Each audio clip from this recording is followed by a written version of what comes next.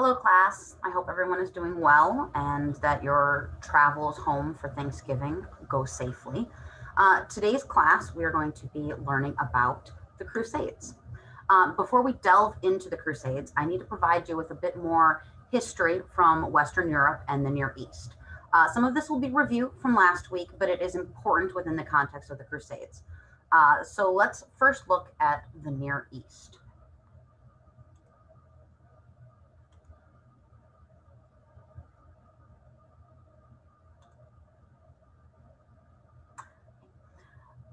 Ever since the fall of the Western Roman Empire in 476, the Eastern Empire, the Byzantine Empire, struggled to maintain control over its territories and the provinces, especially the wealthy northern African coastlines, the Mediterranean islands, and southern Italy. In the 7th and 8th century, the Byzantines fought against the Persian Empire to their east, which distracted both empires from the rise of the Islamic faith amongst the Arab tribes and then the caliphates that grew from it. The Byzantine Empire lost Crete, Sicily, Syria, Egypt, North Africa, and eastern Anatolia to the Islamic caliphates. The arrival of new invading forces on all frontiers during the mid 11th century put intolerable strain on the resources of the empire. Each time a new force arrived, troops had to be removed from other borders to defend against the new threat. This left other areas weakened and primed for attack, which they were. Viking and Normans, or rather the Vikings who settled in Normandy and then eventually left, invaded the Western Mediterranean and took over many of the Byzantine-held territories there. The Normans attacked southern Italy and territories along the Grecian coast as well. By 1071, the Normans had removed the Byzantines from Italy altogether. The loss of these territories left the Byzantines more dependent on their shrinking tax base than ever before. When the Seljuk Turks from the east invaded Asia Minor, the Byzantines had to fight back. Most of their tax base was located in Asia Minor. The Byzantine emperor tried to defeat the Seljuk Turks at the Battle of Mazikert.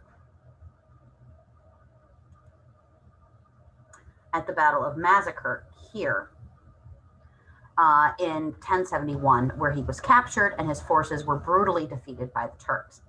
Within a few years, the Turks had pushed almost all the way to Constantinople, founding their new capital at Nicaea, only 56 miles away. This situation could not continue unchecked without the eventual collapse of the Byzantine Empire. The Seljuk Turks were another of those fierce nomadic peoples produced every few centuries in the steppes of Asia. Attila the Hun was a Turk from the same lands. They began to interact with Muslim Persia in the 9th century, mainly as mercenaries and adventurers, some converting to Islam. By the 10th century, most of the Turkish tribes converted to Islam. By 1040, the Turks were moving into Persia in large numbers, sweeping away every opponent. In 1055, they took over Baghdad, the capital of the Abbasid Caliphate. Now the caliph was under the thumb of a new power. The Turk who ruled in the name of the caliph took the title of sultan. From that point on, the caliph in Baghdad was a religious leader only, and it was the sultan who ruled. The Turks aimed later conquest in two directions, Byzantium and Egypt. The latter, Egypt, was heretical. They were the Shiites and therefore open to attack according to Islamic law. The Seljuk Turks defeated the Byzantines in 1071 at that disastrous Battle of Mazikert I mentioned before and settled into those new territories. The Turkish Sultan Malik Shah ruled out of Baghdad, and he ordered the attack on the Shiite Fatimid Caliphate, which held Egypt and Palestine, where the Holy Lands were located.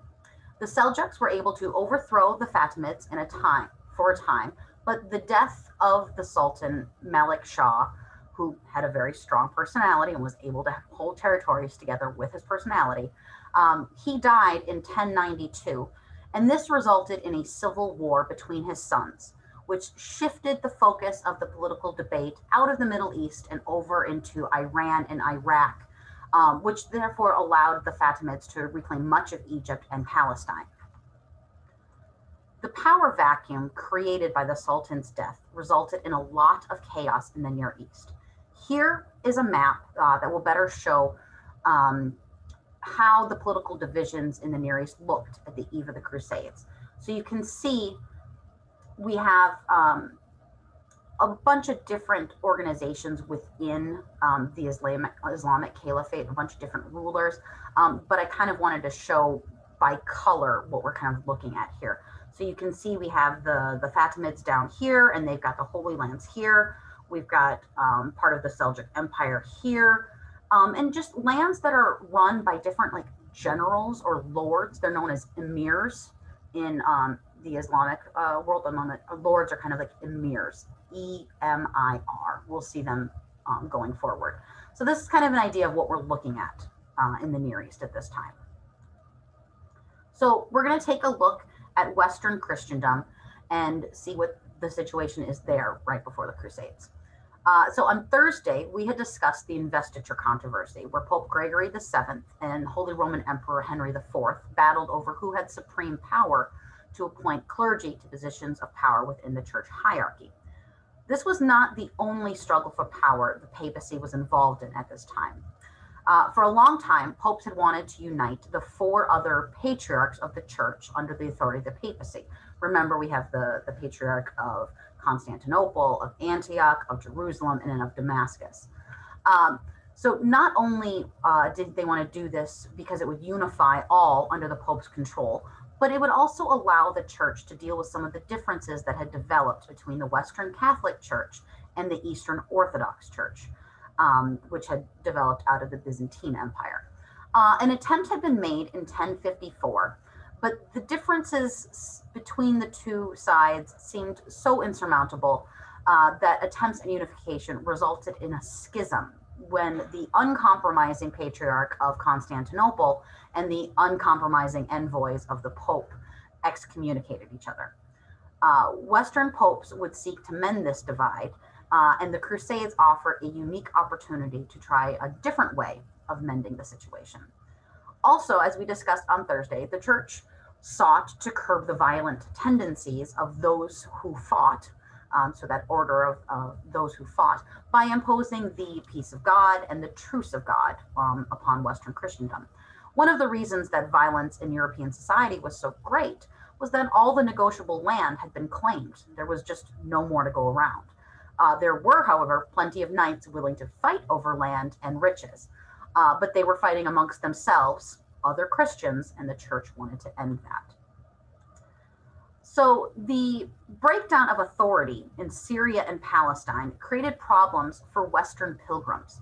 Previously, there hadn't been much of a fuss over the fact that Jerusalem and the Holy Lands were in the hands of Muslims. After all, Muslims considered the city sacred as well, and they kept it in good working order. Plus, there were substantial populations of Christians and Jews living in the city and the surrounding hinterlands. Normally, the pilgrimage routes to Jerusalem from the west was not an easy one, but there were places to stay along the road, there were inns, and there was a relative expectation of freedom from bandits and raiders. But as the political control lessened in the Middle East, this route became more and more dangerous. And it wasn't until the pilgrimage route became hazardous and near impossible to traverse that Western minds started getting concerned over who had possession of the Holy Lands. And politically speaking, when the Crusades were launched, they couldn't have been launched at a better time in terms of the political instability that was happening in the Near East. It was almost the perfect time for the Crusades to have been called. So we're going to dive in now to what started the Crusades and where it went from there. So it all started with a call for help from the Byzantine Emperor Alexis Komnenos. After the death of the Byzantine Emperor Romanos at the Battle of Massacre in 1071, Alexius Komnenos became the new emperor of the Byzantine Empire. This loss at Massacre was catastrophic. for the empire. And you can see the battle was over here on the eastern side of Asia Minor. But after that, we see the Seljuk Turks moving further and further in, and again, disrupting that tax base that the Byzantine Empire depends so much upon. So in March of 1095, the Byzantine Emperor, Alexis Komnenos, was forced to send envoys to Pope Urban II, asking Urban to recruit Western mercenaries to serve in his armies against the Seljuk Turks. Instead of doing as Alexis asked and arranging for mercenaries to go east, Urban used this opportunity to push his idea of a universal church with a centralized authority resting in the person of the Pope in Rome, as a way of kind of pulling that wayward Eastern Orthodox faith back into the fold by taking those lands that Jesus had walked and venerated. After receiving Alexios's request, Urban began traveling throughout France and Italy and parts of Germany, preaching in support of his crusade.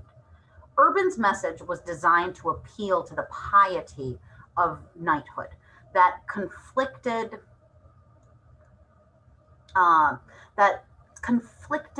Christian warrior soul. Urban gave that conflicted soul a way to reconcile their dual obligations to their temporal lord and their spiritual lord, and a new way of achieving salvation. Pious violence in Christ's name. So on November 27th, 1095, Pope Urban II summoned a church council to meet at Clermont in central France.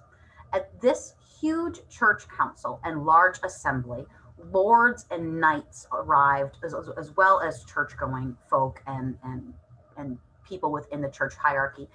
He preached the need for a crusade to the Holy Land to this large group. Those gathered were so numerous that the sermon had to be moved into a field rather than the cathedral that it had originally been planned for. One of our primary sources, this one here, is one of the 5 versions of this speech that has survived to present day. These 5 versions, they're all very similar, and there's about 3 themes that appear in all of them. The first one is that the danger that the Eastern Empire and the church is facing from the Seljuk Turks, and the oppression and the atrocities that those Seljuk Turks are doing upon Christians. So that's theme 1. Danger to the empire, danger to the church from the Seljuk Turks. The second theme is the sacred quality and nature of the Holy Land to Christians, and concern over the safety and sanctity of those holy places in the current hands, the Muslim hands that they're in. And the fact that that is a dishonor to the situation, and that's a dishonor to all Christians. And then the third theme is the spiritual and temporal rewards to be gained by those who take up the cross, and the importance of declaring your intention to take up the cross by sewing a cloth cross onto your clothing where it could be displayed in a prominent way. Another interesting aspect of Urban's speech is how he directed it at the knights of Europe, France in particular, and addressed many of the concerns that these knights had, both temporal and spiritual in nature. In one of the accounts that we have, Pope Urban II singles out the Frankish knights specifically and says that they have already been chosen by God and have been given honors, and so they owe God and should fight for his cause. He points out that France is overpopulated and lacking in resources, which causes men to murder one another, and rather they should head east and claim the land of milk and honey that God promised his people. Urban also emphasizes the opportunity to plunder the cities of the infidel and make one rich while crusading. He emphasizes concerns about what's going to happen to crusaders' families and homes while they're gone, and he assures them that the church will protect those goods and suspend any legal cases that might come against the crusaders while they're gone on crusade. He also emphasizes the plight of pilgrims on that road to Jerusalem and the importance of pilgrimage as a form of penance as being a very important thing that these crusading men could do while on this crusade. Um, and he aims this directly at them because he knows our northern knights are concerned about the state of their souls. Um, he talks about the financial turmoils that pilgrims are encountering on the road. Not only are they possibly losing their lives, but they're coming across financial problems, that they're having to pay tolls, they're having to pay protection money, blackmail money, essentially, having to pay fees to get into churches, even. And then he says that these pilgrims are suffering arbitrary arrest and beatings and even torture if they're not able to make these payments to the Islamic people who are running those areas of the pilgrimage route. And so he just kind of creates all of these, concerns. And so that was the the speech that Urban gives, this appeal that he sends out to our Western Christendom. And so I want to talk a little bit about the motivations behind the people who took up this crusading cause. So there's a number of different motivations. We can look at some large categories, and the first one would be religious and spiritual rewards. And this is, people took up the crusading cross because they had real devotion and faith, and they were really concerned with the lives of Christians in the holy places. They were also really concerned about the fate and the state of their own personal souls, and a guarantee of salvation for their soul was something they were interested in. They wanted to defeat the unbelieving infidel and make them a Christian, so they wanted to missionize as well. They also had a certain level of religious zeal and mania, if you will. But there was also financial and material motivations. There was the idea that some of these warriors really liked the fighting life, and they wanted to be able to continue fighting, and the Crusades offered them that opportunity. The appeal of plunder and profit was obviously entrancing. The appeal of new lands for claiming. Remember, there are no new lands in Europe anymore, but the Crusades offer new lands for conquest. And then there's some other reasons that we could look at as motivations. Some that are just coercion and peer pressure, feeling like you have to go because everyone else is going. The need to escape, a situation that's happening in Europe.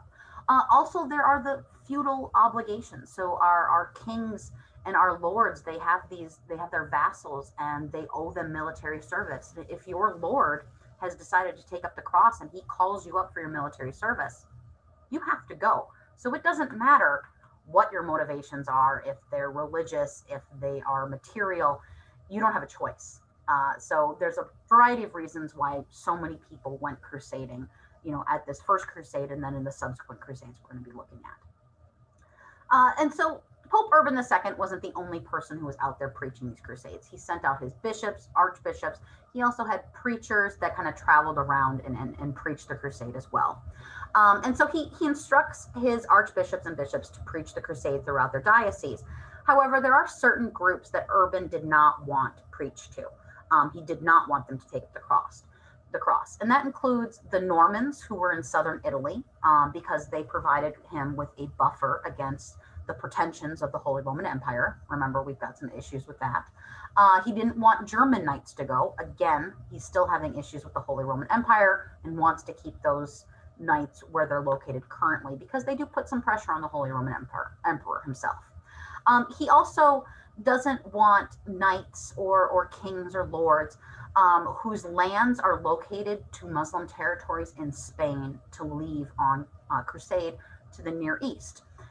He felt that those people were already too busy defending against the Muslim infidel in Spain to really focus somewhere else. And so he didn't want the crusade preached to them. He also didn't want the crusade preached to people who weren't going to be militarily useful on the crusade. And that includes women and non-combatants, so family members and children. He didn't want monks to go. They're not going to fight. What's the point of them going? And he didn't want untrained and unequipped peasants from going. This was really meant to be a crusade of knights that were trained and able to actually help Alexius Komnenos retake his territories, and then obviously to take Jerusalem for the papacy as well. So obviously, people are preaching, and you can't prevent certain people from hearing the call of the crusade. And the first people to really respond and start organizing are actually those very people that Urban didn't want to respond. And that is the people who are not necessarily militarily useful. And that is the untrained and unequipped peasants who are really motivated by religious zeal, but also the appeal of financial gain as well. And so we have one particular preacher who's behind kind of this first movement, and his name is Peter the Hermit. And what he does is he leads something that we know today as the People's Crusade. And so once Peter the Hermit starts preaching, he's a very charismatic person. He recruits in northeastern France and northern Germany, again, a place that Urban did not want preached to. He's charismatic, and he really appeals to that irrational element in society.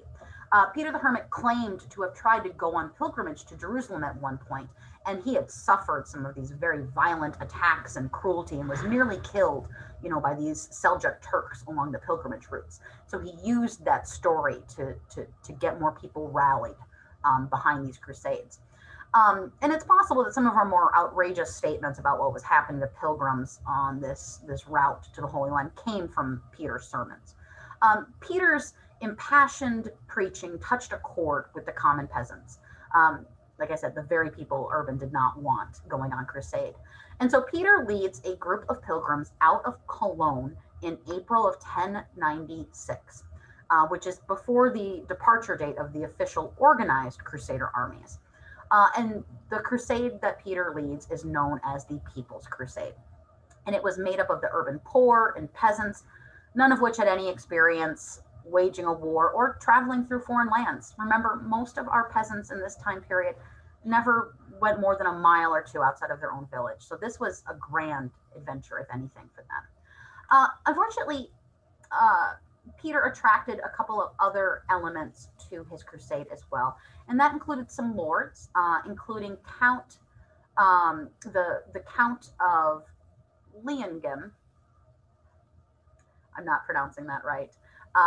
His name is Count Emmek, and Count Emmek delayed his forces. He was following along with Peter, but he delayed when they entered into some of the areas of Germany in the Rhineland, so those areas that are kind of surrounding the Rhine River.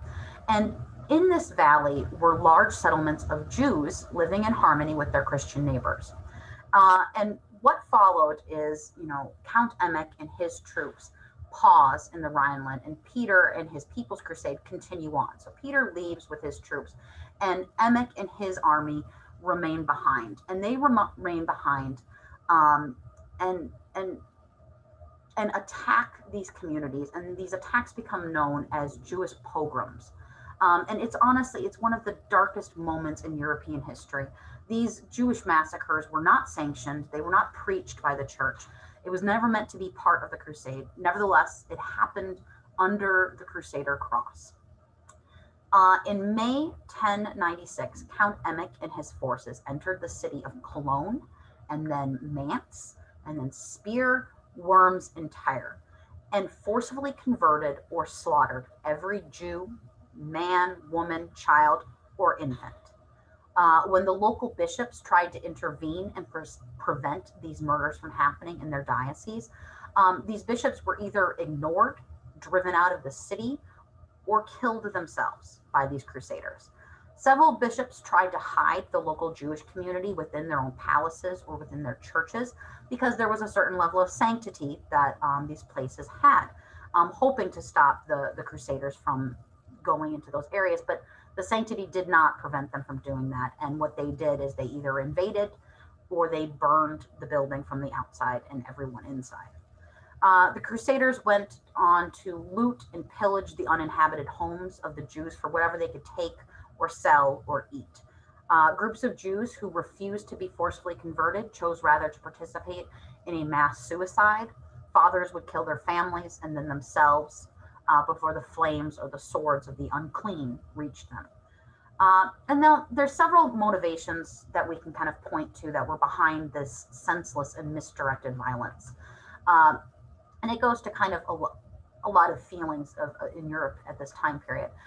There was a level of anti-Semitism that pervaded these areas that Count Emmett was from, and they used the Crusades as an excuse. You know, why are we traveling all the way to the Holy Lands to kill infidels when we have Jews here who don't believe in Christ?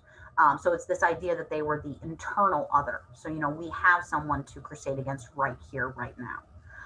There was also greed. That was obviously a high motivation for a lot of these crusaders. They saw the wealth and the goods of the Jews and they wanted it. There was a level of poverty that some of these crusaders may have had, and that was a motivation too, to take what you needed. There was a misunderstanding of what the Crusades were about anyways. They assumed every heretic was what the church was preaching against, when in fact it was just the Muslims that were in the Holy Land. And there was honestly a projection of personal unease in regards to their own understanding of Christianity and how it related to the parent faith of Judaism. So there's a number of motivations we can point to explain these Jewish pogroms. But regardless, it was a horrible situation and honestly one of the darker periods in European history. And Urban himself spoke out specifically against these pogroms. He ordered other Crusader armies against such atrocities in the future. And when Count Emmett and his troops were finally finished in the Rhineland, they sought to continue on their path towards the Holy Land, cleansing the land of Jews along the way as they proceeded. And when they reached the lands of the king, look at the note. And when they reached the lands of the king of Hungary, he actually refused them entry into his lands because he had a large and economically thriving Jewish community in his country, and so he refused them access to the Holy Lands through Hungary. And the Crusaders tried to push their way through his lands, and he led out his own army and completely destroyed these anti-Semitic Crusaders. So that was the end of Count Emmett's portion of the People's Crusade. But that doesn't mean that was the end of the People's Crusade, because we do still have Peter the Hermit's part of that. And so Peter had left northern Germany in April, and he and the rest of his crusaders arrived in Constantinople by August 1st of 1096. And here, Alexis Komnenos was not pleased with the response his appeal to the West for help had produced. This mass of peasants was not the trained mercenaries he asked for. And while Alexis is trying to figure out what to do with this completely undisciplined and useless force, he kept them camped outside of the city walls because he was afraid of what they would do if they were allowed inside the city of Constantinople itself. However, there was unrest and limited supplies, and these caused small clashes. And finally, Alexis decided to let the Crusaders do what it was that they wanted to do, and he helped to ferry them across the Bosphorus Straits from Constantinople over into Asia Minor. And so once they reached the coastline and they were away from his capital, he did warn them that they should wait for the anticipated armies of the official crusade that was on their way. But Peter's people refused to listen, and they wanted to fight themselves. And so we've got some rough estimates as to how many people are with Peter on this crusade, looking between 100,000 and 50,000 about. And we're looking at several different nationality groups, different languages, different ideas on what they're supposed to even be doing. And so what we see is once this whole rabble of people are transported over into Asia Minor, it starts to break down. And several groups within this rabble decide to strike out against the nearby Turkish communities. Remember, the capital of the Turkish political, the Turkish people had built a capital about 56 miles away from the coastline, and this was sort of their capital in Asia Minor. And so the Crusaders seek to go after Nicaea and make that their first place to attack. And again, they're untrained peasants.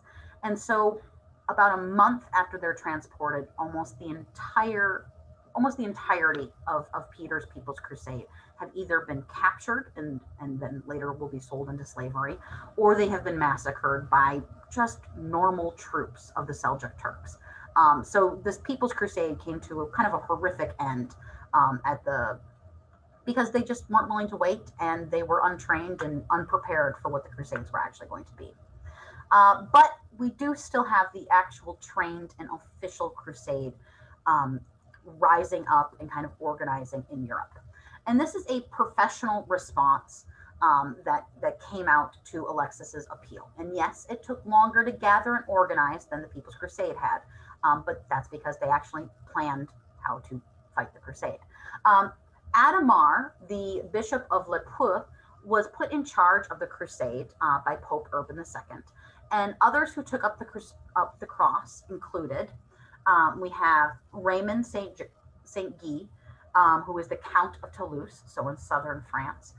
He's the first nobleman to take up the cross, and he had previously fought against Muslims in Spain. And then we're looking at our next biggest person who took the cross is Hugh Vermandois, who is the younger brother of the King of France. So he's got a lot of power behind him, a lot of wealth.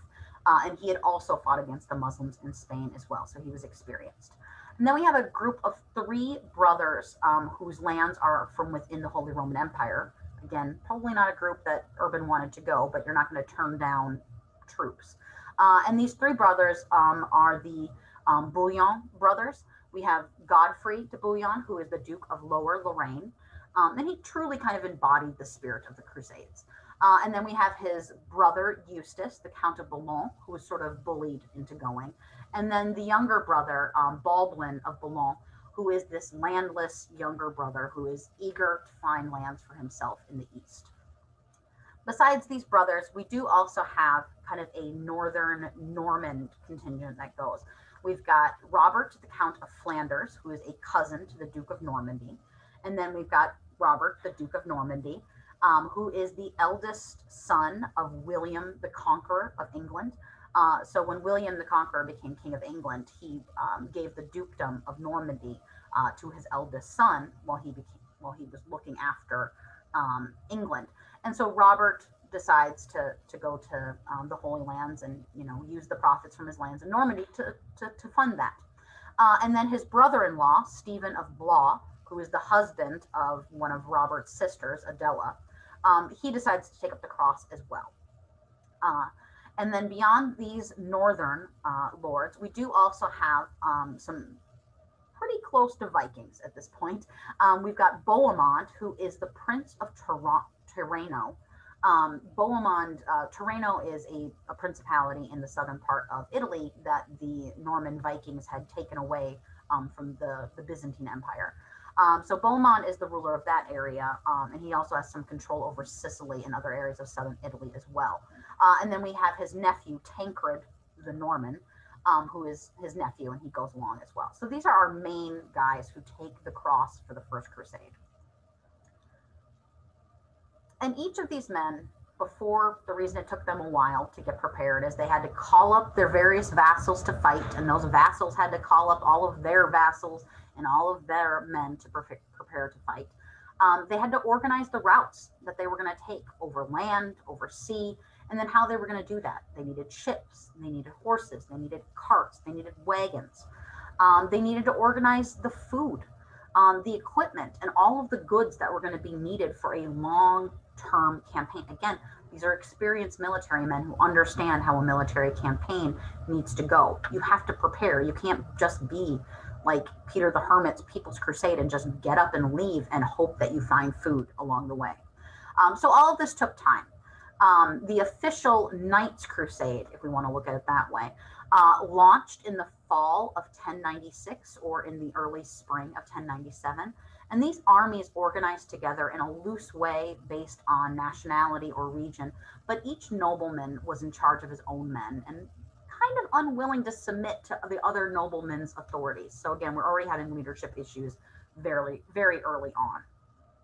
And it wasn't until May of 1097 that all of the armies reached Constantinople. And I'm just going to show you real quick a map. And this map shows all of the different routes that these different armies took.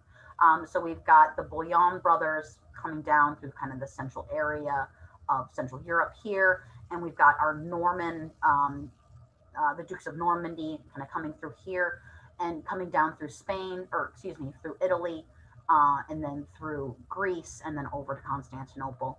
Um, and so a variety of paths are being taken by all of these nobles here. And so it takes until May of 1097 for all of these armies to reach Constantinople. And once they all reach Constantinople, they number around 70,000. And that includes infantrymen, footmen, knights, as well as non-combatants like women and children and priests. And so we're looking at maybe 7,000 to 10,000 are actual knights on this crusade. The leaders were nearly as suspicious of each other as they were towards the Muslims they were going to be fighting against. Their armies, again, are divided by language, culture, allegiances, and experience. And Alexis Komnenos is the most suspicious of them all. The last crusaders that had arrived outside of his city gates had been a mass of untrained peasants who were promptly massacred by the Turks. And Alexis wanted to make sure that this organized army would help the Byzantine Empire as he had asked them for. And so as each separate army arrived, he asked the leaders of these armies to swear him an oath of homage, promising to become a liegeman of the emperor and to return any Byzantine lands that they were able to take back from the Turks. He then also required that the Byzantine Empire be acknowledged as the overlord of any additional territories taken. And remember, Alexis Komnenos had only asked for some mercenaries to add to his own army to retake the lands that had been lost in Asia Minor, not to retake the entire area of the Holy Lands. That was all Pope Urban II. And so Alexis Komnenos is sort of piggybacking on the one-upmanship that Urban did. And so now he was only hoping for help reclaiming his lands in Asia Minor, and now he's stretching himself to become the overlord of all the areas that the Crusaders might take. And this is going to become a problem later on. Surprise, surprise. So I want to paint a picture real quick of kind of what your average knight from around the Paris area would be experiencing, what this would be like for them. So the temperature in Paris, the average high temperature in Paris back home is usually no higher than 75 degrees, maybe 80 degrees if you're stretching it. And this average knight has already marched from Paris to Constantinople, which is almost 1,700 miles. That is a long time. It probably took 2 months of hard 10 to 12 hour days of marching to get there. And when they do, they arrive at this city of Constantinople that is the biggest city anyone would have ever seen from Western Europe. So really kind of blown away by what they're experiencing. But I want to reemphasize that it's June when they arrive in Constantinople, and it's June when they start marching south. And they're closer to the equator than they've ever been before. They're in an arid climate, very different from the one they came from back home. And they're looking at another 1,300 miles of marching to get to Jerusalem.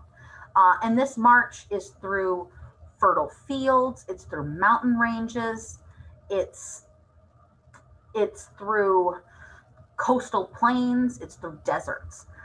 Climate and temperature ranged wildly from day to night and place to place, depending on where they were marching. And this is what faced our average knight. They wouldn't be riding their horse the whole time, especially in the drier areas, because they were looking to preserve the strength of their horse. Because what is a knight without his horse, after all? And it's just a lot that these knights are facing. So I just want to kind of put that in your mind as we talk about what they're going to be facing with this march.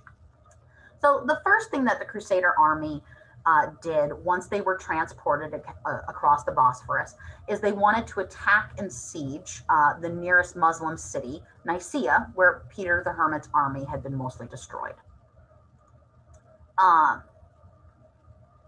After they were able to take Nicaea, and it was a pretty quick siege, after that they resumed their march south. And this march south was across Central Asia. So I kind of did a map, a Google map here with walking. So you can kind of see where we're looking here. And I want you to understand that this is a very mountainous area as well. And so this topographical map that kind of shows the mountains a little bit better, I wanted you guys to see that as well.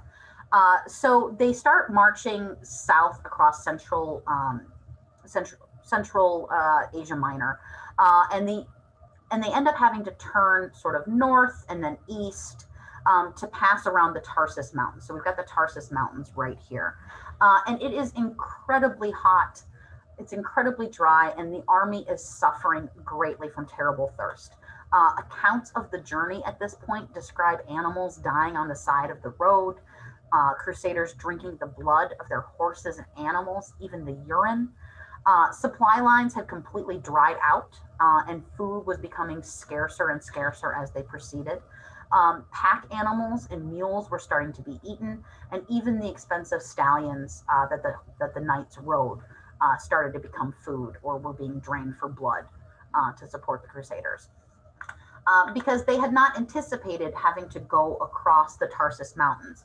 Originally, they were going to go, and I don't know if you can see my pointer here, they were going to go through the Tarsus Path, which is sort of remember the Battle of Thermopylae when the Spartan 300 kind of trapped the Persian army in a very small, narrow space? And so like the numbers were not able to help the Persians. This Tarsus gate, they're called the Sicilian gates, is very similar. It's a very small area, and the Crusaders had sent scouts ahead to check out that pass, and they were able to see that there was quite a trap that was being set for them on the other side of that pass. And so to avoid what was going to be a massacre, an absolute massacre, they had to go around the mountain range itself. And so they had not anticipated the amount of time and the journey across that kind of arid area of the country. So again, geography becomes very important. Finally, in October of 1097, so they've been marching since June, July, August, and September. They've been marching for 4 months. Finally, in October, they arrive outside of the gates of Antioch, and they lay siege to this very well provisioned city. And again, they arrive outside of Antioch after having pretty much drinking and eaten all of their own supplies. So they are outside of Antioch, and Antioch is where St. Peter had set up his first bishopric. So it's a very important city. Antioch's history goes back to 300 BC, when it was an important city founded by one of Alexander the Great's generals. And it had become the capital of the Seleucid Empire. So it was very important in the Hellenistic Kingdom era. And currently, Antioch was being held by a Seljuk Turk who was the vassal of the local emir, the local Islamic lord in that area. The Crusaders made camp and settled in for a long siege of this very well provisioned and important city. And if they wanted to secure the Holy Land for the West, they needed to take Antioch because it was very well positioned on the path to Jerusalem. After a long 8 months, one of the Western leaders, Bohemond, our lord from southern Italy, the Norman, convinced a guard on one of the towers of the 25-mile-long walls that surrounded the city. He convinced this guard to essentially turn his back on one portion of the wall on one night and to allow the Crusaders to get over the wall. So this man looked the other way as Crusaders climbed over the walls and poured into the city on the night of June 2nd, 1098.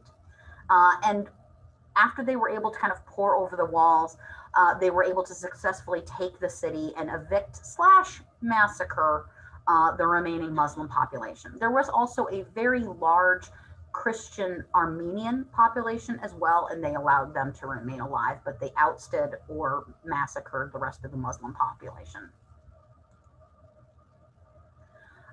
Not long after they took the city, the besieging Crusaders were now besieged as the local emir arrived with his troops and trapped the Crusaders inside the city that they had just starved. So the besiegers now become the besieged, if you will. And they discovered once they took the city that the supplies there were very low to non-existent. So again, they're They were starving outside of the walls, and now they're starving inside of the walls. And this starvation combined with kind of a hopelessness created sort of a religious fervor amongst many of the Crusaders. And one particular man had a vision that they would find the holy lance that had supposedly pierced the side of Christ at his crucifixion. This vision told this man that he would find the holy lance buried under Antioch's largest church.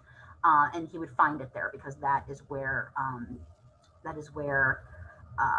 Saint Peter had buried it when he visited the city and established his first bishopric.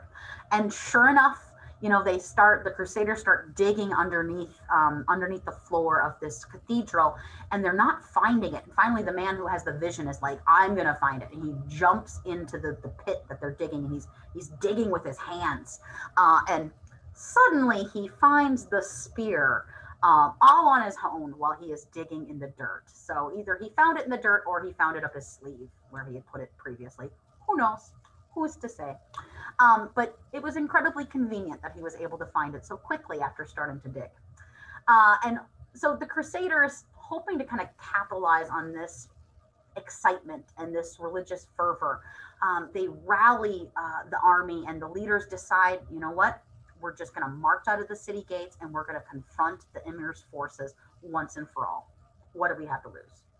Either you starve inside the walls or you die outside of it.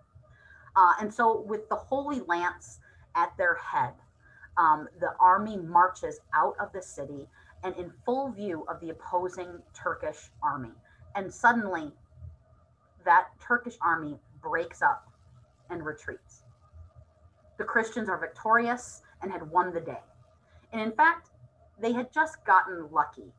They were lucky recipients of internal power struggles within the emir's army that happened to provide a great excuse for the emir's generals to dramatically abandon their emir on the field. So the Crusaders are marching out of the field, and the generals in the emir's army essentially say, this would be a fine time to abandon the field and kind of show our emir what we think of him. And in fact, that's what they did. And the Crusaders were able to defeat the remaining forces of the emir, and they were victorious in battle. So after that, the Crusaders left a portion of their army behind at Antioch to hold the city under the leadership of Bohemond, since he had kind of originally taken the city. So they leave it under his control. And the rest of them marched south towards Jerusalem under the leadership of Raymond of Toulouse. Because their spiritual leader, Bishop Adhemar, had been one of those many who died of disease while the Crusaders were starving inside the besieged city. And from leaving Antioch to head to Jerusalem, it took almost an entire year for the Crusaders to make the rest of that journey. And they did not arrive outside of the walls of Jerusalem until June 7th of 1099. So almost a year had gone by, and there was only 12,000 of them left, down from 70,000. And out of that 12,000 that were there, maybe 13 to 1,400 were knights. So not even the entire mass was knights. This journey to Jerusalem was a long and arduous one, and only 17% of them survived it. So it's pretty tragic if you look at it that way. And so the inhabitants of Jerusalem knew, it took the Crusaders a year to get there. Jerusalem had time to prepare. They knew the Crusaders were coming, and so what they did is they poisoned the local water wells that were outside of the city. They cut down trees so that there would be no available wood for the Crusaders to build siege engines with, and they burned the fields that were around the city so that there was no extra food that the Crusaders could get a hold of. The city was prepared to stand for a long siege. And the population was much lower than it normally was because the Muslim Guard essentially expelled all of the Christians that normally lived in the city so that they couldn't collaborate with the Crusaders. So we have a lower population for all of the supplies that are within the city. So there's only a small group of Jews that remain, as well as the Egyptian Muslim garrison and the Muslim civilians who live in the city. The Crusaders are kind of stuck at this point. They're not really sure what to do. But luckily, after a little bit of time outside the walls, 6 ships arrived from the west carrying supplies for the Crusaders.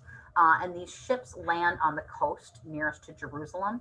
And the goods that they brought were incredibly welcomed, and the Crusaders really appreciated it.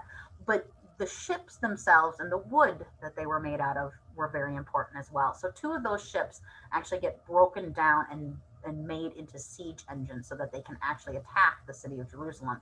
So, boosted by this arrival of fresh food and fresh water and equipment, the Crusaders are further elated when a priest amongst them announces that he has received a vision of Bishop Adhemar, the leader who had died back in Antioch. And Bishop Adhemar told this man that the walls of Jerusalem would fall within 9 days if the Crusaders did a barefoot procession around the walls while preaching and singing hymns. So the Crusaders did just that on July 10th of 1099. They walk around the massive walls of Jerusalem preaching and singing hymns. And so on July 14th, the attack against the city begins. The Crusaders move their siege towers into place along the walls, and the first crusade launched their attack against the Muslim holders of Jerusalem in this way. The city garrison used Greek fire, so kind of like medieval napalm, essentially, to fire arrows against the siege towers. A few knights managed to mount the walls and fight the Egyptian soldiers that were there long enough for more knights to climb up and over. And so by the next day, June 15th, the city was theirs. What followed the breaching of the walls has been discussed by many historians, and there are no 2 sources that are alike in their description of what happened. The sources from the Islamic world stress the massacre and the shock that the Muslim world felt. The Western sources minimize the violence that was done in the city, and saying that much of it was within the norms of Western warfare. But there is a consensus of some facts, though. Once it was apparent that the Crusaders had gotten inside the city walls, many of the remaining Muslims fled to the Dome of the Rock, which was their main mosque. And as the Crusaders were plundering the city and the dome below where the Muslims were hiding, many of those people were taking refuge on the roofs of these buildings. And the next day, the majority of those people had to come down and were massacred as well. So that's something that most of the sources say, is that there was a massacre at the Dome of the Rock. We know that Raymond of Toulouse promised safety to the Egyptian soldiers that were there and the governor. So he offered them personal safety. Many of the Jews that were within the city took refuge within their main synagogue, which the Crusaders burned along with everyone inside. However, there were no reports of rape, just ritual slaughter. So there's 1 plus. And all sources agree that the amount of bodies that were piling up in the city was just too much. The stench was unbearable. Surviving Muslims were actually made to gather up the bodies and stack them outside the city to burn in these giant funeral pyres. And apparently it was so high that it looked like an Egyptian pyramid, as it was described in one source. And in fact, a letter that the Crusaders wrote and sent back to Urban II describing what happened in Jerusalem said, quote, "If you want to know what was done to the enemies we found in the city, know this, that in the portico of Solomon and in his temple, our men rode in the blood of the Saracens up to the knees of their horses," unquote. And this is what they wrote to their Pope. Sadly, Pope Urban II, who had preached the crusade in Western Christendom, died just a few days before the letter announcing the Crusaders' victory reached Rome. So Pope Urban II never even knew that the First Crusade had been successful. So now that the Crusaders have Jerusalem, what are they going to do with it? Adhemar, the religious leader of the crusade, had died. Pope Urban II died shortly after the city had been taken. Both Raymond of Toulouse and Godfrey of Boulogne declared their intentions to remain in the Near East, whereas many other leaders in the crusade had decided to leave now that they had liberated Jerusalem. They had done what they needed to do. They prayed at the Church of the Holy Sepulchre. They fulfilled their crusading vows, and they were ready to head home. And so many of those troops that returned home on those ships that had kind of saved the Crusaders. And by taking ships, they were able to get home much quicker and easier and safer than that treacherous march all the way down to Jerusalem. So only about 3,000 troops remained. And with that, probably only about 300 of them were knights. The Crusaders that remained took a vote, and they declared that they wanted Raymond of Toulouse to be the secular ruler of Jerusalem. However, Raymond refused, stating that there was only one king in the Holy Land, and that should be wearing a crown, and that is Jesus Christ. And so he refused to take control of Jerusalem. And so when the crown, the throne, the power was in turn offered to Godfrey of Boulogne, Godfrey accepted, but he accepted it not as king, but as the advocate or defender of the Holy Sepulchre. An advocate is a well-known term for a layman who is protecting or administrating church estates. So he kind of took a Western title as the advocate of the Holy Sepulchre. Unfortunately, Godfrey, being as spiritually minded as he was, died less than a year later, and his youngest brother, Baldwin, who was his heir, was offered the position that Godfrey had just died from. And Baldwin had no issue with taking the throne, and he graciously accepted the title of King of Jerusalem. And in fact, he was crowned by a papal legate that had arrived. The papal legate is a representative of the Pope. He's a very high-ranking member of the church and can act with the Pope's interests in mind. So this papal legate crowns Baldwin King of Jerusalem on Christmas Day of 1100. So again, very similar to the crowning that happened to Charlemagne 300 years earlier on Christmas Day as well. So now we have a king of Jerusalem who was originally a landless youngest son to a duchy in the Holy Roman Empire, and now he is the king of Jerusalem. So quite a step up. So the lack of religious leadership, Adhemar had died, Pope Urban had died. We only recently got a papal legate there. Because of this lack of religious leadership, the decisions that were being made in Jerusalem were being made by secular, politically minded men who had just fought very hard for these lands. And while the Crusader army marched south, they had taken, when the Crusader army had marched south from Antioch, that whole year that it took them to get to Jerusalem, they had been fighting against a number of other key cities and port cities and other areas that were held by Muslims. And as they took those cities, they had left soldiers and knights behind to kind of keep those areas. And while they were fighting in Jerusalem, the military that they had left in Antioch to kind of hold that city had also been going out of the city and fighting against Muslims and taking small surrounding areas around that. And so the territories that the Crusaders were able to take becomes what we know today as the Crusader states, or the Latin kingdoms, or Outremer, as I like to say. So in 1100, Outremer was based on 4 important cities ruled by Crusaders that had been there from the First Crusade. So we first of all have Jerusalem, ruled by King Baldwin. We have Antioch, which is ruled by Bohemond, who is now the Prince of Antioch. We have Tripoli, that was taken by Raymond St. Giles after he refused the crown of Jerusalem. He went to the port of Tripoli and took that city, and he was made the ruler of that port. And then we've got the city of Edessa that was also taken by the Crusaders, and that was given to Baldwin Labor, who is a nephew of Baldwin, our king of Jerusalem. So we already have a bit of a nepotism happening at this point.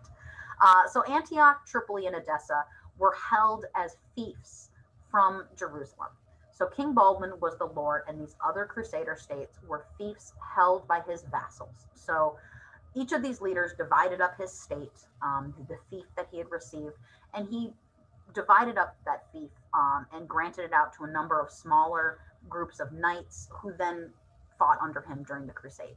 So again, we have this almost perfect vassalage system being created, just like we had in England when William the Conqueror took over. We now have that same vassalage feudal system being established in the Holy Lands, with the King of Jerusalem at the head, and then he's got these three very important vassals, and then they have distributed their lands amongst other smaller vassals as well. So creating a near perfect example of Western Western vassalage in the Near East. But of course, these are knights, they're soldiers, they're not people who work the land. And so many of the local people who lived in the Holy Lands before the Crusades started still lived on those lands, and they remained on those lands. And they were easily incorporated into the system of vassalage and manorialism, excuse me. These peasants simply paid their taxes to a different landlord. Generally, the tax collector remained the same, as did many of the local administrative positions. Again, we just sort of superimposed these Christian Western lords onto an already existing system. And in general, the lives of peasants remained pretty much the same, if not overly affected by these new crusaders. They still engaged in the agricultural processes about the same. There's maybe a shift in some of the things that they planted. There was an emphasis on more sugarcane to export back to the West. It was used in cooking as well as in medicine. The role of the overseer became much more important, mostly because of the form of communication that the job of communication that they performed. Many of the Crusaders did not learn Arabic or knew Arabic, and many of their tenants only spoke Arabic. And so these overseers were able to sort of act as an interpreter a number of times to sort of make sure that they were able to still be lords over these lands and these peasants.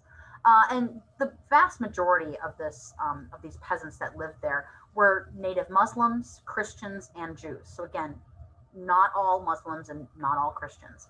And the Crusaders that had stayed and came make up just a very small percentage of the population in Outremer.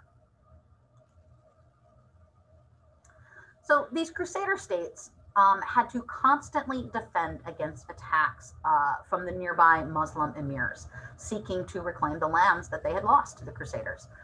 So for defense, the lords of these great feudal states relied mainly on their vassals that they had given fiefs to. They relied on these vassals to defend those lands. And later, those vassals were helped by the arrival of new knights who came with later crusades, or just arrived in the Holy Lands to do pilgrimage and decided to stay. Crusader rulers also turned to another source of fighting men that developed in the Holy Land, and these are the military orders. And this is an invention that could have only appeared in the Middle Ages. The military orders were made up of men who accepted the holy life of a monk. They did not marry, they did not have property, and they agreed to live by a set of religious rules. But instead of praying, working in a field, or copying beautiful manuscripts, these monks were trained knights.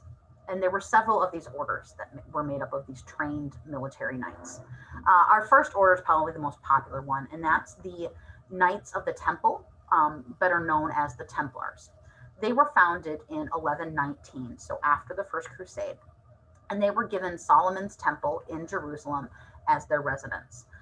They were distinguished by the white surcoats that they wore, and then the mantle with the red cross on it. So we can kind of see what the Templars look like here.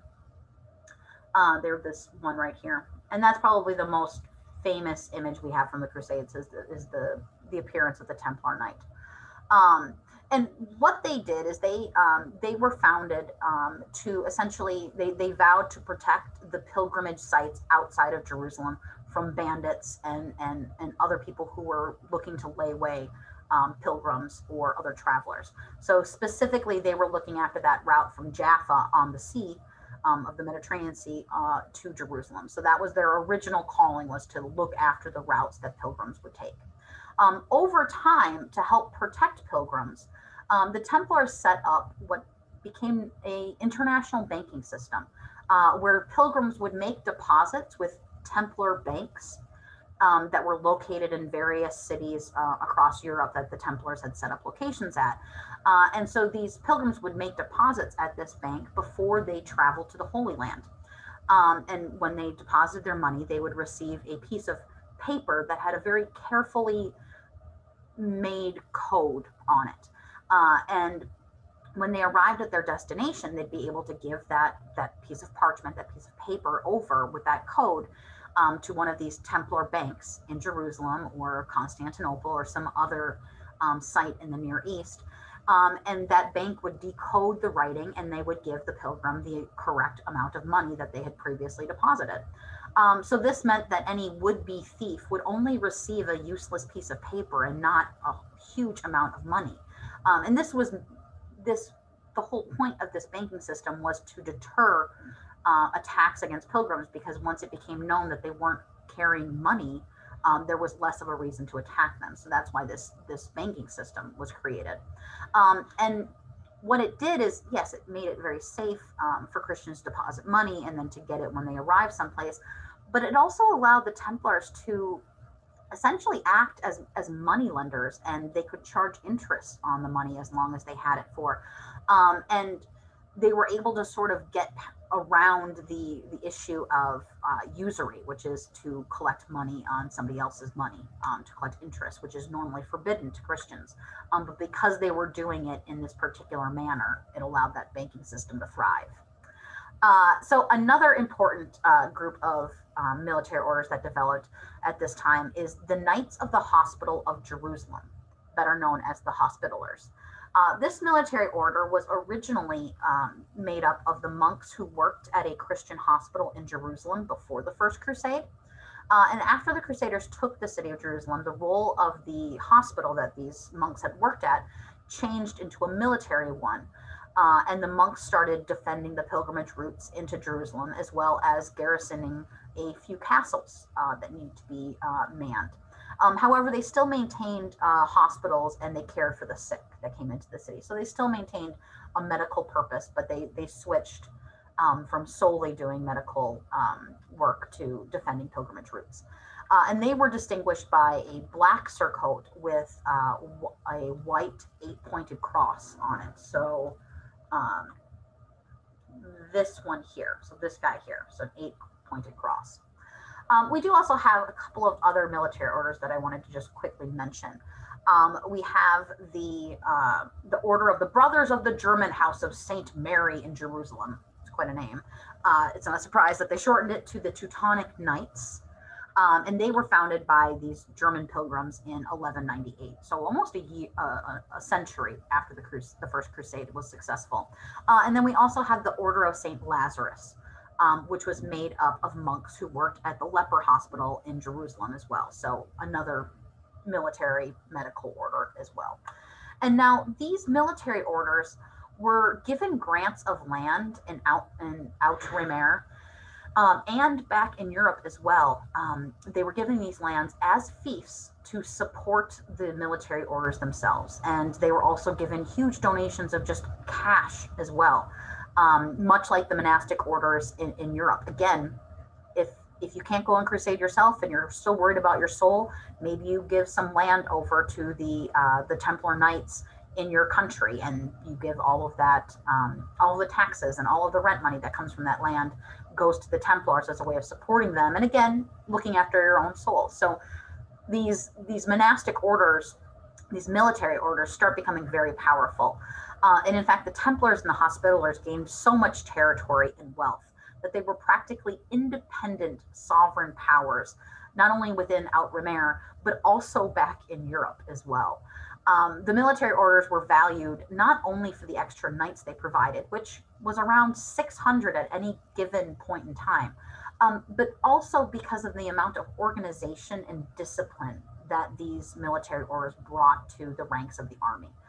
These were serious men that had chosen to take on these military monk roles, and they trained year-round, unlike most European troops that were only conscribed for the fighting season and then would return to their homes. So again, it's a professional army, essentially, versus a citizen soldier, if you will. So we do also have some other things that develop with these military orders and Outremer. So the various vassal lords and the military orders started a castle building trend. So to better ensure the safety and security of Outremer, large-scale defensive castle building started. Due to the fact that Outremer suffered from a manpower shortage at any given time, these castles and fortresses were built to provide an extensive system of fortifications to defend the territory between some of these Crusader strongholds. So they built many castles between Jerusalem and Antioch, and then from Antioch to Edessa. So you have a whole system of these castles that you can man with just a few people, but still sort of look over the territory. Many of the castles that they had were actually Muslim strongholds that they just refortified and strengthened. And these castles often acted as administrative centers as well. They gathered taxes from the surrounding fiefs and they administered the land. But they also allowed these military orders to guard key pilgrimage and trade routes, which then allowed them to collect taxes from these caravans and from pilgrims and from any passing travelers, while offering protection from would-be attackers. These castles came to define the landscape of Outremer and eventually became a model for castle building back in Europe. Siege warfare, as we've already seen with the First Crusade, was more common than open battles in the Near East, and the castles were built with siege defense in mind.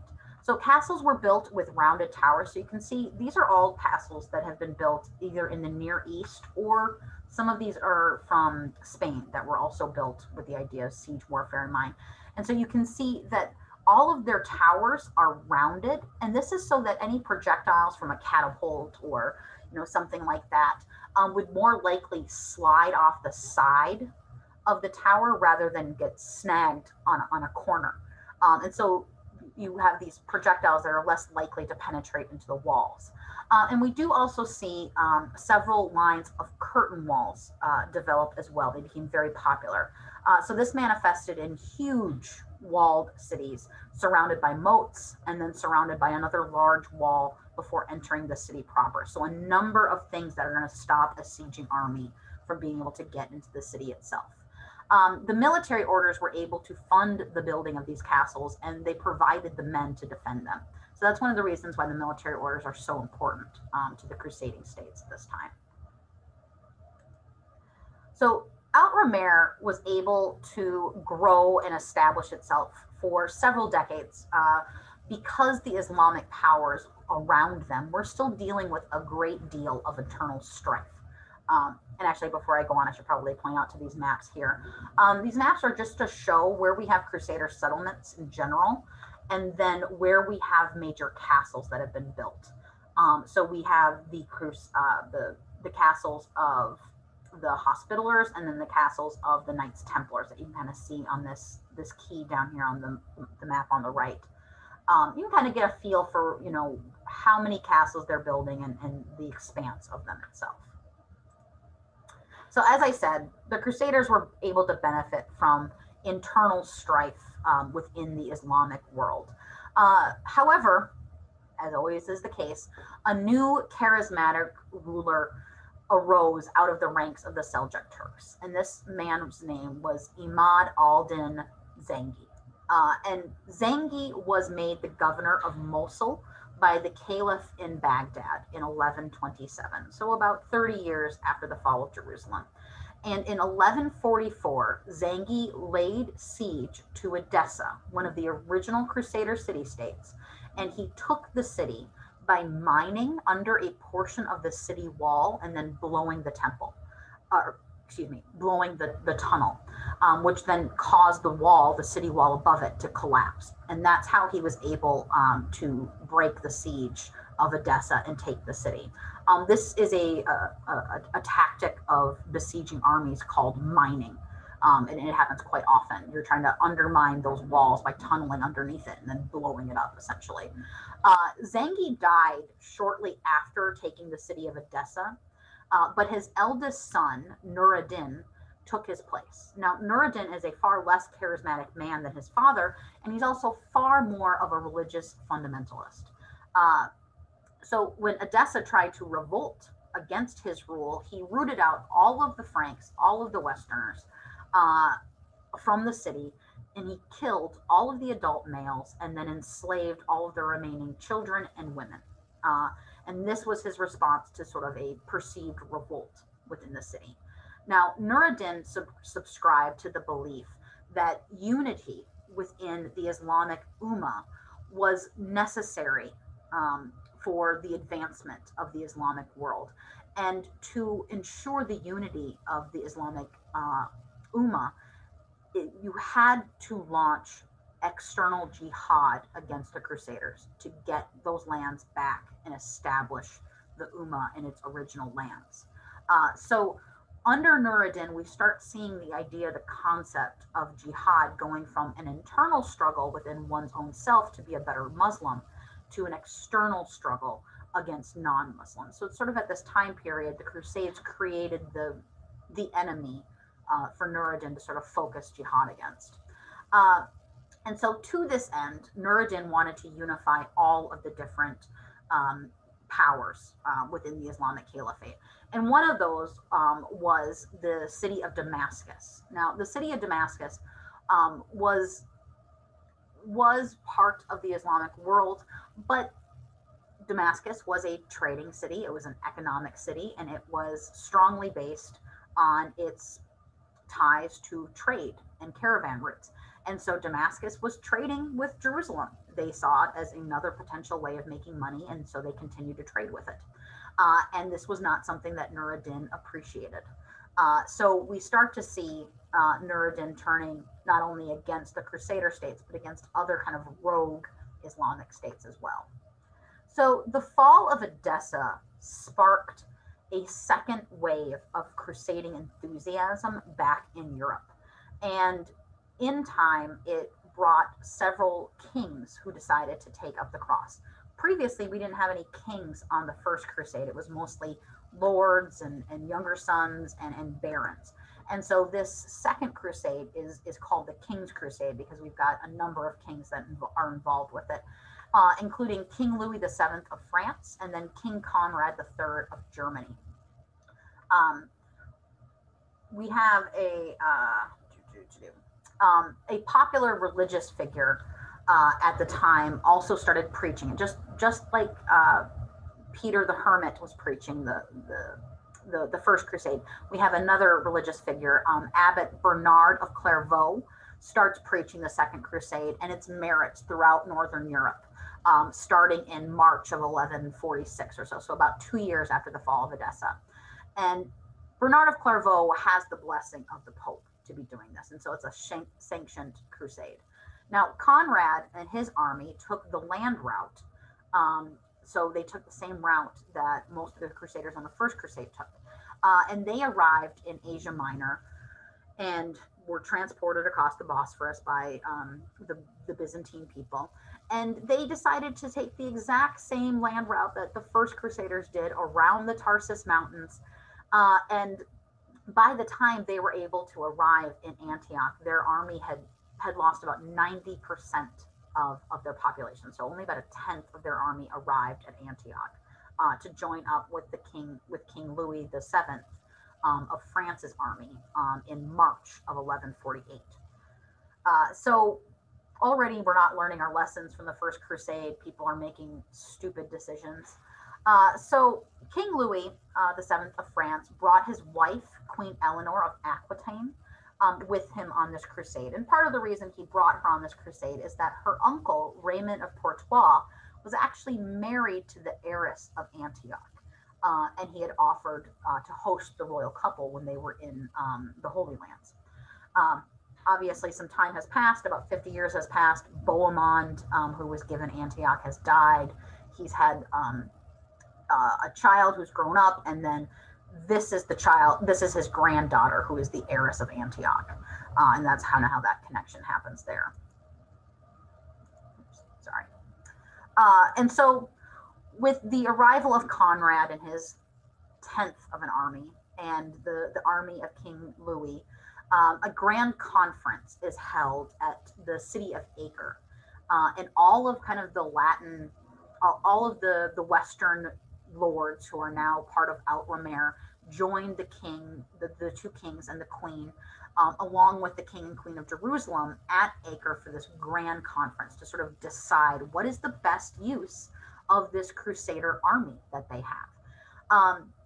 And originally, obviously, the reason the Second Crusade was sparked is because of the loss of Edessa. So you would assume that that would be what they would do with this army. But the Western kings and the Outremer lords came to a different decision. They decided that they should come together and jointly attack the only Muslim ally they had, which was the city of Damascus. So instead of going after Edessa, they decided to go against Damascus, which was already allied with Jerusalem and not fighting against them. So the emir of Damascus and then the king of Jerusalem had recently, less than 10 years previous, had actually signed a peace treaty against those forces of Nur-ad-Din. So again, Damascus is an ally of the Crusader states. And so going again and attacking them is just, it's attacking an ally, and it makes no sense. However, Damascus had biblical importance, and it was also the largest city in Syria. It was wealthy, it was productive, it sat on a number of trade routes, and taking it would have been a huge victory. But taking it would have been a victory. Not taking it essentially turns an ally into an enemy, and that is what happens. So all of our kings and our different lords gather their armies up. And in mid-July of 1148, their army, boasting about 50,000, marched from Jerusalem to Damascus. Damascus, again, is aware of what's happening. They burn the fields that are around. They poison the wells, the water wells outside of the city. And the city itself has its own kind of natural defense system. The maps I'm showing you here don't really do it justice. These are obviously made at a very later times. But the city itself is surrounded by dense orchards and forests that make it really difficult for the Crusaders to get close enough to the walls to set up siege engines, or even to get siege engines through those forests. It's very narrow passes.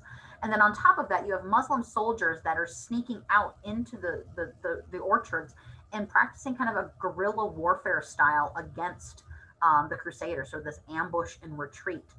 That's really just sort of keeping the Crusaders on their toes. And so instead of being able to camp near the walls, they're forced to camp further away from the city, further away from some water lines, and they're camping in an area outside of Damascus where the walls are particularly high. And so they're just in the worst position humanly possible at this point. And then they're outside of the city, and they learn that Nur-ad-Din is marching south with a massive army to relieve the city of Damascus from the siege that they have put it under. And so the leaders of the Second Crusade decide the best course of action is to take down camp and return to Jerusalem. And that's what they do. On July 29th, only 5 days after they had arrived and set up camp, they returned to Jerusalem. And of course, they're harassed by Muslim troops the entire way. So the Second Crusade ended in a disastrous and humiliating retreat from a very ill-advised siege of Damascus in July of 1148. The failed Crusaders went home to Europe, and the Latin population from Outremer went back to their territories within the Crusader states. The resulting demoralization and disillusionment mooted the possibility of another major crusade to the east for the better part of a generation. Nur-ad-Din took Damascus, and he sent an entire army into Egypt to then capture the Fatimid Caliphate. Because remember, that's what Nur-ad-Din wants to do. He wants to unify all of our Muslim states together so that eventually they can oust the non-Muslim other that's in their lands. And so he sends this army into Egypt to capture the Fatimid Caliphate and bring that under the rule of the Caliphate of Baghdad. The Seljuk Turk that he trusts with this job his name is Saladin, and he's actually made the Sultan of Egypt, this position that was sort of created for him. And Nur-ad-Din dies in May of 1174, And this makes Saladin quite possibly the most powerful man west of Baghdad in the Islamic world. And Saladin is a very smart man. He is not nearly as much of a religious fundamentalist as Nuruddin was before him. And Saladin is able to bring all of those territories that Nuruddin had under his rule under Saladin's rule. So he's able to kind of just pick up on Nuruddin's conquests. And he's able to unify pretty much all of the Near East held by Muslims under his one particular rule. So he's able to do what Nuruddin was hoping to do.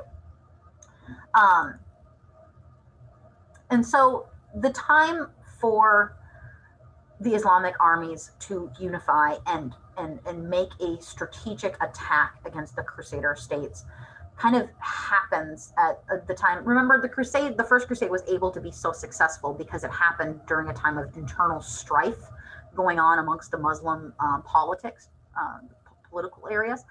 The same thing happens at this time, but it's opposite. There's some internal factions that are developing in Jerusalem, and the Muslim armies are able to unify and take advantage of that. And that's what happens here under Saladin's rule. So at this time, there is a teenage boy, Baldwin IV, who is now the king of Jerusalem. And it is quite known outside of Jerusalem that this king has leprosy. And so he will not carry on his family name. He will not create an heir for the throne. And so there's a lot of factions that are developing around him as to who is going to take over Jerusalem after he inevitably dies, because he has a pretty fast moving form of leprosy. And so these politics are really dividing out Outremer, and people are not unifying the way that they used to. You have military orders that are going in defiance of other crusading states. And then there's newcomers that are arriving from the West that don't understand what's happening, and they're getting involved in the political situation.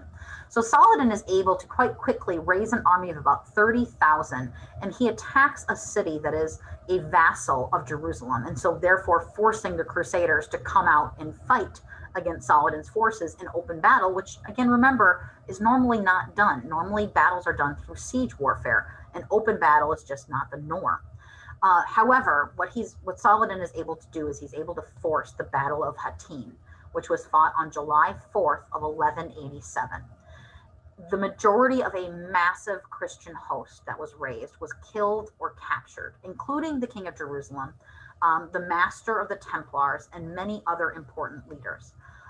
And so with the principalities, with all of those crusading lords within Outremer, came together to sort of help defend this vassal state of Jerusalem. When they were all defeated, it left a lot of their own territories devoid of fighting men, or at least with smaller garrisons than they normally would have. And so slowly but surely, Saladin starts to make short order of these kingdoms. Jerusalem fell to Saladin's forces on October 2nd, 1187, as well as we see the fall of Acre. We see Jaffa being destroyed. Tyre is able to resist, but Beirut and Sidon surrender, Ascalon and Gaza, and then Jerusalem was the last one to fall on October 2nd of 1187. And so by the time Saladin is finished with his campaign, Outremer has been reduced to little more than the coastal enclaves of Tripoli, Antioch, and Tyre. So you can see on this map here, we just don't, the Crusader states have been completely destroyed at this point. So this fall of the Crusader states sparks the call for a third crusade within Western Europe. And this crusade was led by Richard the Lionheart, King of England, and King Philip II of France. And together they arrive in the Holy Land in the summer of 1181, so about 3 to 4 years after the fall of Jerusalem. And they arrive with their armies. They managed to retake the port city of Acre and Jaffa. And although King Richard got within 15 miles of Jerusalem, he was unable to retake the city. He knew he was outnumbered. He knew he couldn't defeat them in open battle. So he made the strategic decision to instead negotiate while he still had a large army behind him. So he negotiates with Saladin. And between them, they decide that The coastal cities that had been taken, the cities of Jaffa and Acre and the cities between them, would remain under the control of the Crusader states. And Christian pilgrims would be granted free and unmolested travel through Muslim territories in order to reach Jerusalem. And also, Christians and Muslims were to have freedom of passage through each other's territories, not only for religious travel, but just for travel in general. So the Third Crusade failed at its main objective to retake Jerusalem, but it did succeed in preserving Outremer. It preserved some of those cities along the coast that allowed other crusades to eventually be launched. And the whole point of the original crusade was to make those pilgrimage routes safe for pilgrims, and that's what King Richard did. So he may have been unsuccessful with retaking Jerusalem, but he was certainly successful with preserving the safety of some of these pilgrims. So following the failure, of the Second and Third Crusades, Pope Innocent III starts to preach a new crusade almost immediately. So the Fourth Crusade, seeing as the Second and Third Crusade were failures, you think they would have learned, but in fact, the Fourth Crusade doesn't even arrive in the Holy Land. The army itself gathers in Venice, and they board ships in Venice that they had paid the Venetians for. And on their journey out of Venice towards the Holy Lands, they have to come ashore, and they just kind of fight a battle for the Venetians. They say, we're giving you these ships and we gave you all these supplies. We just need you to kind of help take a city for us along your way. And so while the Crusaders are fighting a war for the Venetians on their way to the Holy Land, they encounter an exiled prince from the Byzantine Empire. Now, this exiled prince tells these Crusaders that if they help him retake his throne, they help him put his father, who was ousted from being emperor, if they help him put his father back on the throne, that Constantinople will help provide them with more money and supplies and men for them to then retake the Holy Land. And this seems like a good deal. So the Fourth Crusade pivots, and they head to Constantinople instead of the Holy Land. And what results out of this detour is probably something that the Byzantine Empire never would have expected. The Crusaders are kind of left outside of the city for a while. They're being jerked around. This exiled prince is not telling them the truth. And eventually what happens is a bloody and fiery attack and the eventual sack of Constantinople by the misled Crusaders on April 9th, 1204. So Constantinople was the richest city in Christendom. And it had been accumulating its wealth for 1,000 years. And so for over the course of 3 days, these Western knights managed to sack the city and carry off so much of this wealth. Christian churches were stripped of their gold chalices and their golden goods. Gold was ripped from the walls. Jewels were pulled from statues. The 4 bronze horses that were mounted outside of the Constantinople Hippodrome were carried back to Venice. You can see them here outside of St. Mark's Square here.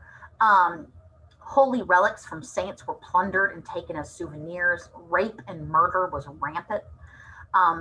The beautiful church Hagia Sophia was sacked and defiled.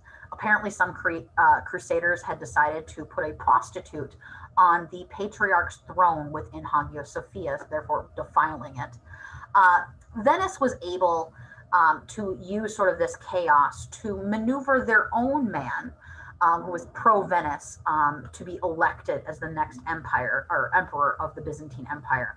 And this Venetian sympathetic emperor towards the Venetians was able to secure them very lucrative trading rights in Constantinople, and then therefore into the Black Sea, which Constantinople was the gate for.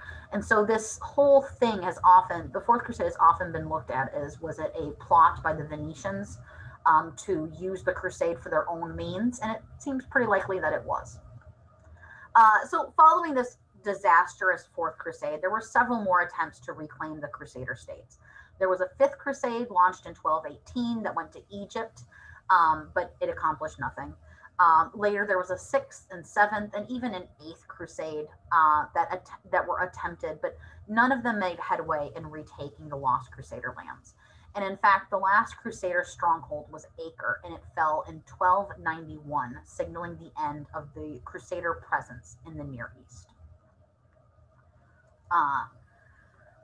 But the Crusades against Muslims in the Holy Land were not the only crusades that the popes decided to launch during this time period. We have a number of European crusades that are also called by popes at this time. So we have the Reconquista, which is called in Spain to oust that Islamic caliphate that is located in Cordoba. This Reconquista lasts until 1492, when Queen Isabella and King Ferdinand finally conquer the last Muslim stronghold in Granada in Spain. And of course, after they defeat the Muslims, the church then brings in the Inquisition to make sure there aren't any secret Muslims around or aren't any secret Jews pretending to be Christians that are around. So the church is not only using the Crusades as their way of kind of extending the Christian faith and missionizing, but they're also using it to enforce Christian belief and orthodoxy. So the Inquisition is going to be a tool that the papacy uses almost as much as they use the excommunication tool we talked about last week. Another crusade that is launched by the papacy is the Albigensian Crusade. It's also known as the Cathar Crusade. And this is launched against a group of Christians that live in southern France, but they're practicing a heretical version of Christianity. So they're considered heretics. And they don't really support papal authority. And so again, obviously the papacy does not like that. So this crusade lasts from 1208 until 1255. It results in almost the entire destruction of the Albigensian people. And again, the Inquisition is brought in to ensure that there are no more Cathars that are left. And in fact, when they found Cathars, to purify them, they would burn them. And that's what some of these images are down here. And you can see on this map of southern France where the extent of this Albigensian crusade was fought. And it is a very large portion of this area. And then we have another crusade that is launched, and this is against, this is the Northern Crusade, and it's against Slavic pagans who are living in the areas that border the Baltic Sea. So this is Denmark right here on the map.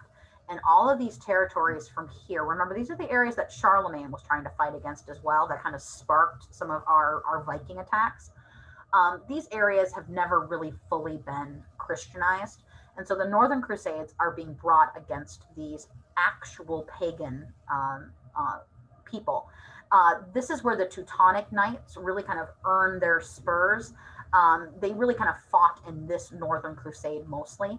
Now, this crusade was started in 1147, around the same time as the Second Crusade, and it lasted until about 1390. And by the end of this crusade, the crusade was being fought against the Teutonic Knights. So the Teutonic Knights kind of switch sides. It's really kind of crazy. But again, these Northern Crusades, as well as the Reconquista and the Albigensian Crusade, were efforts by the church to reestablish its authority throughout all of Western Christendom. So we can really kind of see this as an outcropping of papal authority. That fight that Gregory VII had against Henry IV, that investiture controversy. The Crusades can be seen as another aspect of papal authority, and them trying to kind of establish themselves as a powerhouse within Europe. So all of the Crusades, all of this resulting death and violence that was done, what's the result? What happened after this 200, 300-year-long experiment in the Near East? The Crusades, for their part, especially the Fourth, played a major role in the weakening of the Eastern Roman Byzantine Empire. The Byzantine Empire was a major line of defense against the Islamic Caliphate in the East. And with the empire weakened, the defense against the Islamic Caliphates is weakened as well.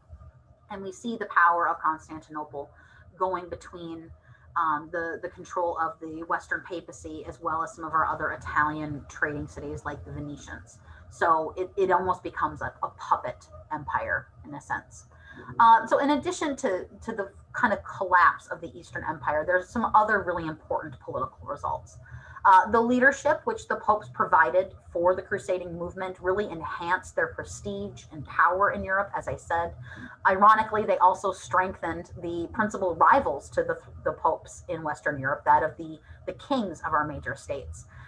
So those knights that were really attracted to the Crusades, those knights are usually the supporters of sort of like a decentralized government back in Europe. And by pulling those knights out of Europe and into the Near East, there's no one to oppose the kings. There's no one to check the king's authority with these knights gone.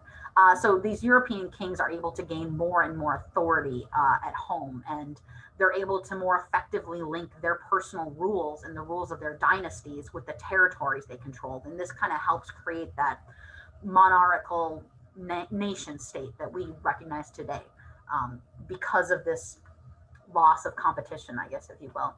But most importantly, the Crusades stimulated a close, continuous contact between Western Europe and the lands of the East. This contact had previously declined with the fall of the Roman Empire, and it almost disappeared after the death of Charlemagne. So it is significant that it was reestablished. And because the Islamic Caliphate and the Eastern Roman Empire were so much more advanced than the men in the Western Europe, this contact really helped improve Western Europe as well, because they were being exposed to some more of these advances in knowledge as well as with technology. So contact with these more advanced lands exposed Western Europeans to goods and luxury items that were not available in their own lands. So the demand for these goods back home in Western Europe grew, and the Crusader states provided a ready source of those goods. So trade between the East and the West was renewed, and it was reinvigorated. The real winners in all of this is the Italian port cities that negotiated trading contracts with the Crusader states, and then later with the Muslims that reclaimed those lands. Venice and Genoa managed to build up huge trading fleets that enabled the swift movement of goods from east to west and vice versa.